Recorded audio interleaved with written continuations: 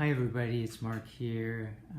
Happy New Year. I hope you've all had a good holiday break. So I'm back, and I thought for my first video of the year, I would highlight a deck that sat on my shelf since about 2020, just around COVID. I remember I bought it and everyone had masks on and I couldn't go into the store, and I ordered it online, and then someone just handed it to me through the door. But then it sat on my shelf up until about a month ago, maybe 6 weeks ago, and I just love it. And I think part of the reason I wasn't using it was it is Thoth based or Thoth-y-ish, and I wasn't into the Thoth tarot at the time. But you know, it also has a lot of RWS pumped into it, and it has its own style and its own thing as well. I think it would be a great deck for someone who is interested in Thoth but intimidated by, you know, the standard Thoth, and needs a bit of a bridge from the RWS to the Thoth, and works as a bridge vice versa as well. Although there are fewer people that start with Thoth and then move to RWS.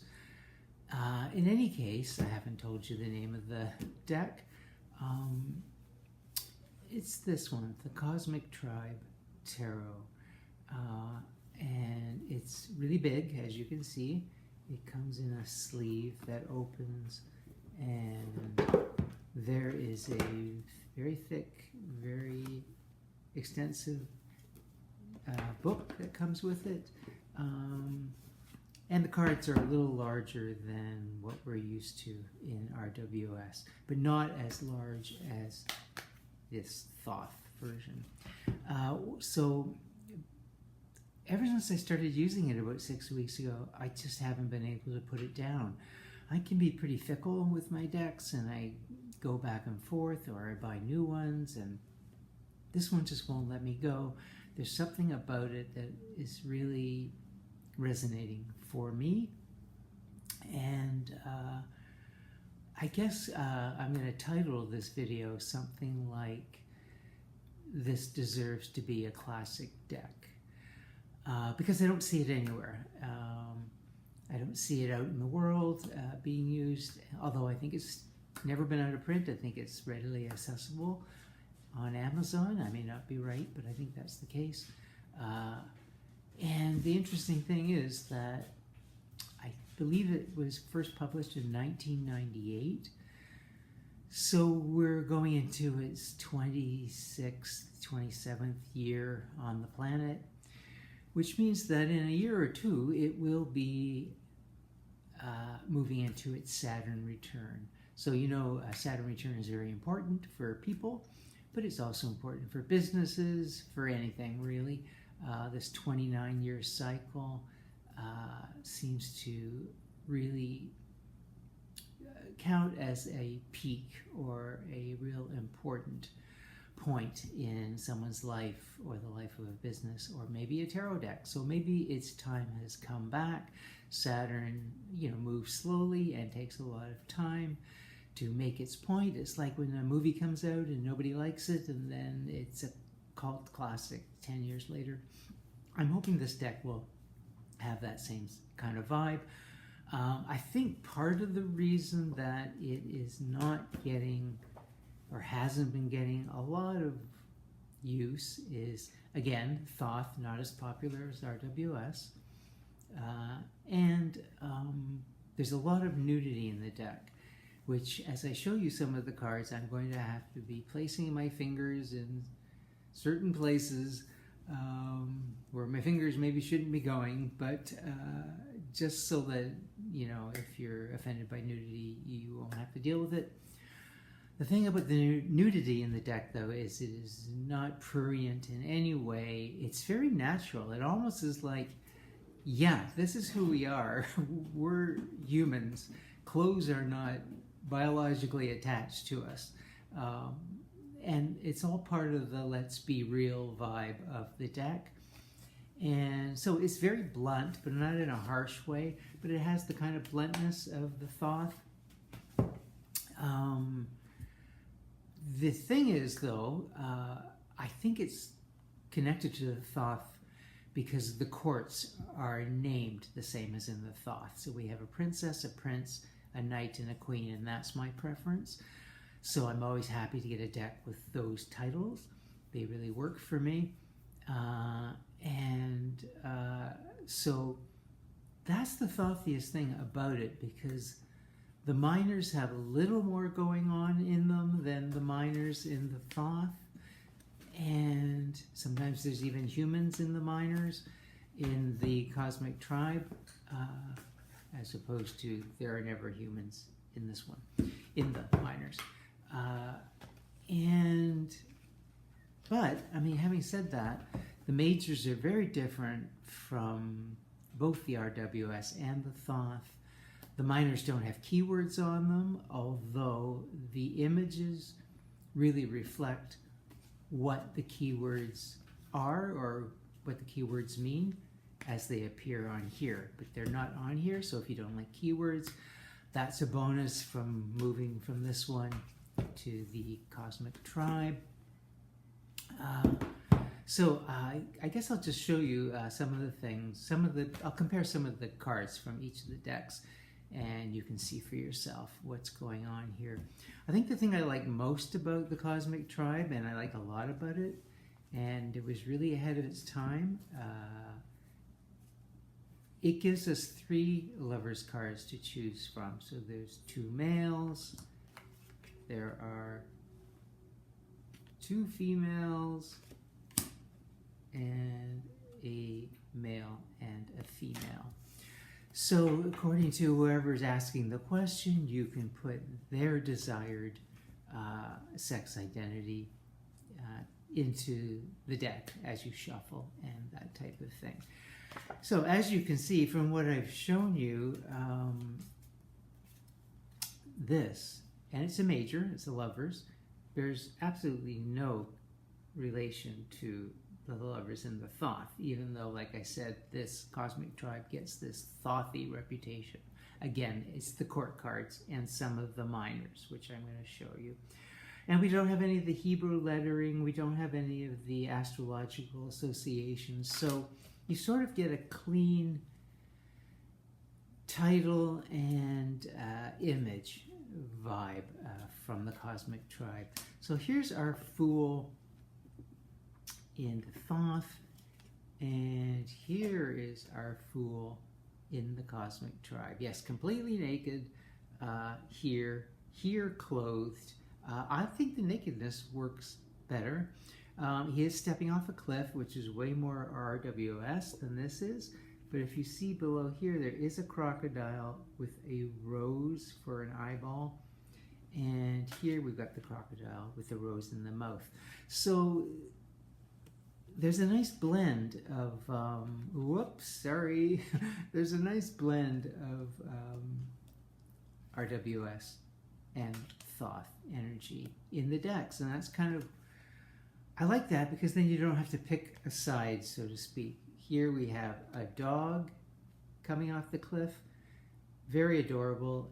The Fool has sprouted wings, and the dog has sprouted wings. This is a nice depiction of the Fool, because I think he didn't have wings until he took the leap, and then you take the leap, and then what you need appears. Okay, so here's a card that is much more what we're used to. So here's the Emperor in the Thoth, and then here is the Emperor in the Cosmic Tribe, both in the exact same pose, doing the exact same thing. So very strong connection.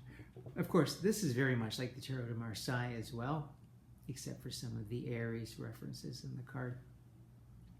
This card has big D energy, which is very, if I were to move my finger, so it's very much like the Emperor.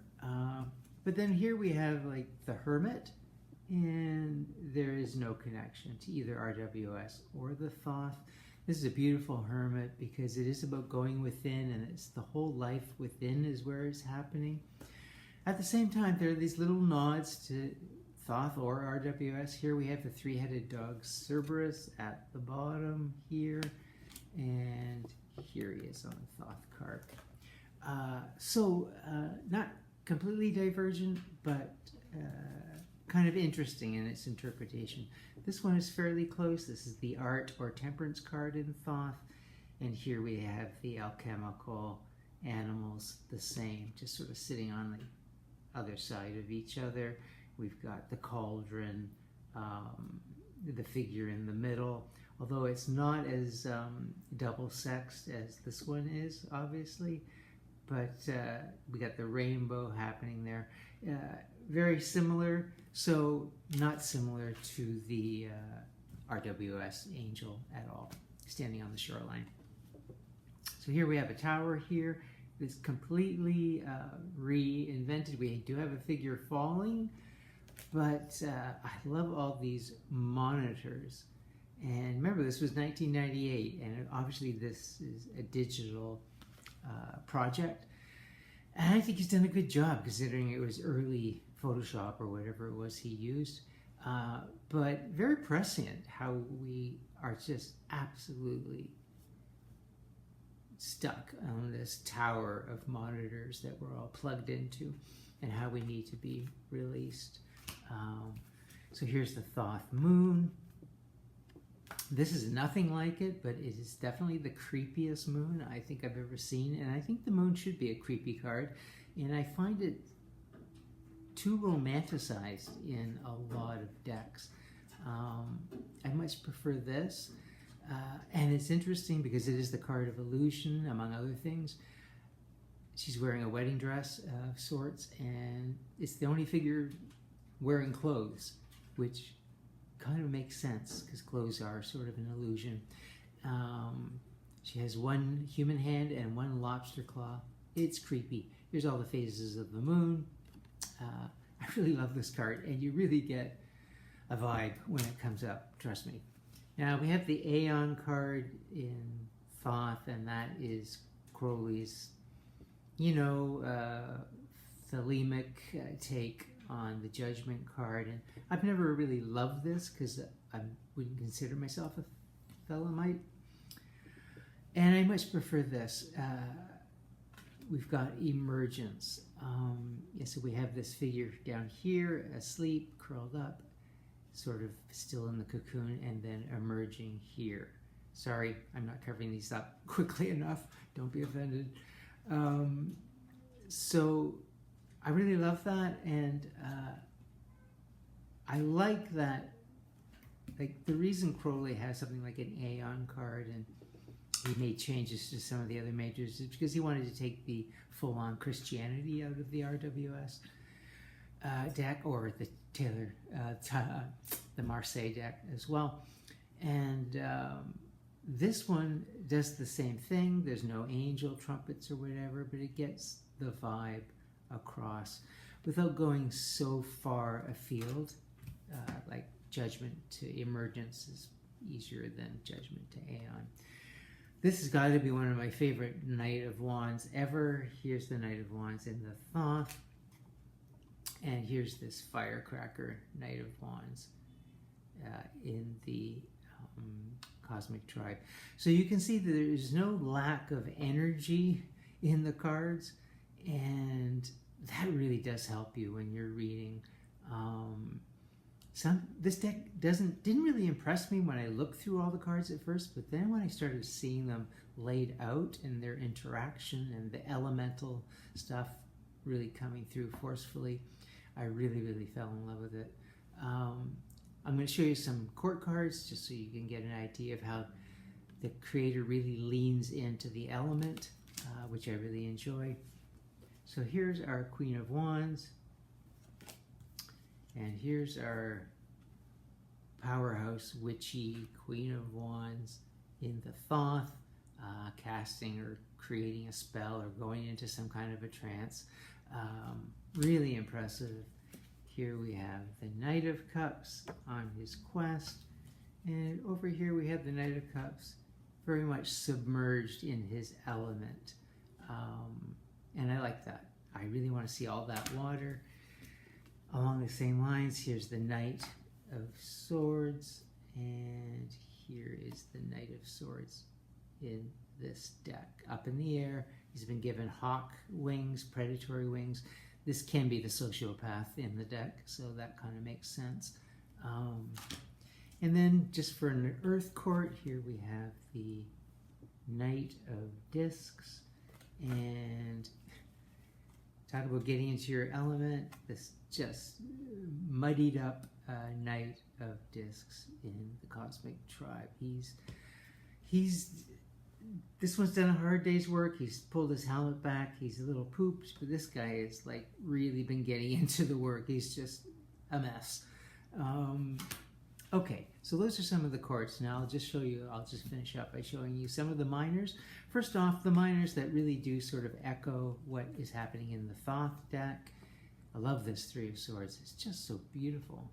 And here's the Three of Swords in Thoth. So very similar, but I find this one much more appealing and delicate in its rose petals. This one, very, very close. So, you know, the moon going into the sun, but I think the moon energy and the sun energy are a little more obvious in this card. And then there's always these added things like these hands grasping the center wand. You just have to figure out what that means to you. Here we have the Two of Cups. Here it's two fish. Very Tarot de Marseille as well. And then here we have two swans, and swans mate for life, don't they? So it's a good choice. Beautiful card.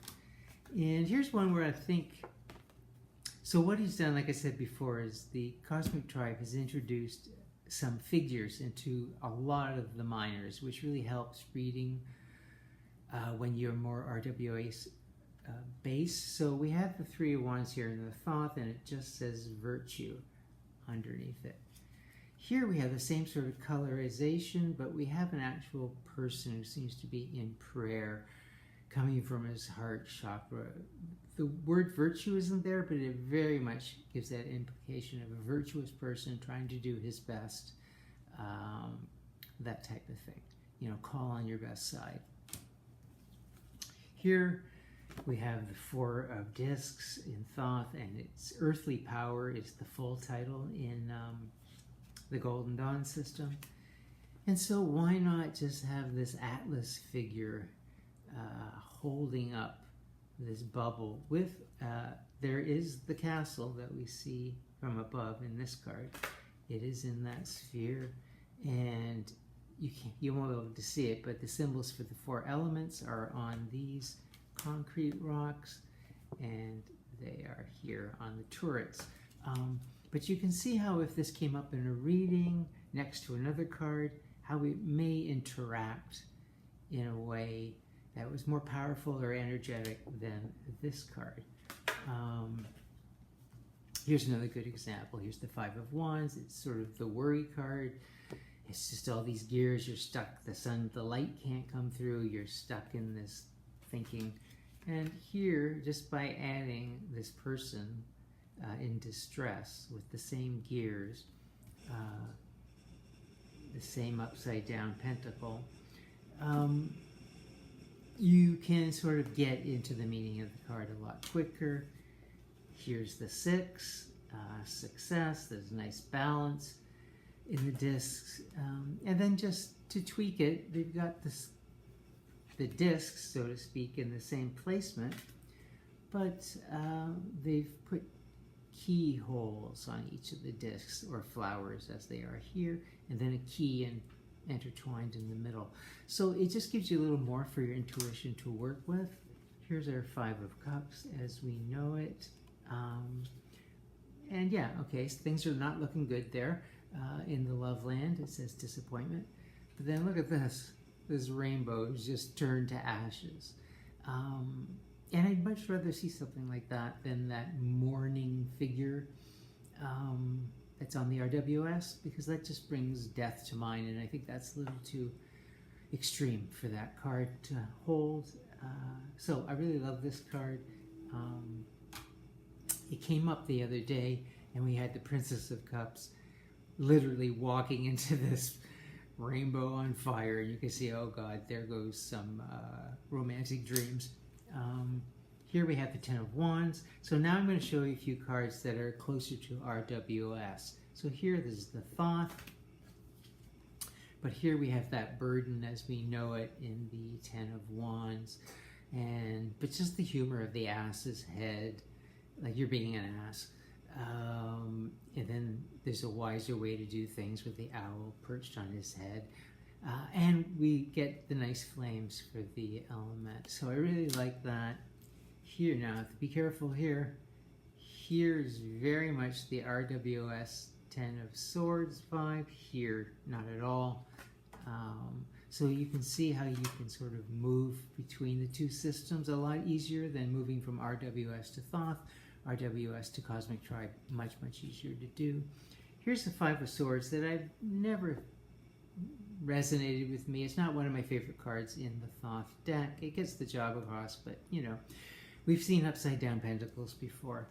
So here is nothing like the Five of Swords in the RWS, but we've got somebody, you can see him sort of down here in this basement prism, clinging and bleeding from these airy swords of the mind, as we see the sky here. So that's very interesting. So I'm showing you sort of the differences that I consider maybe improvements.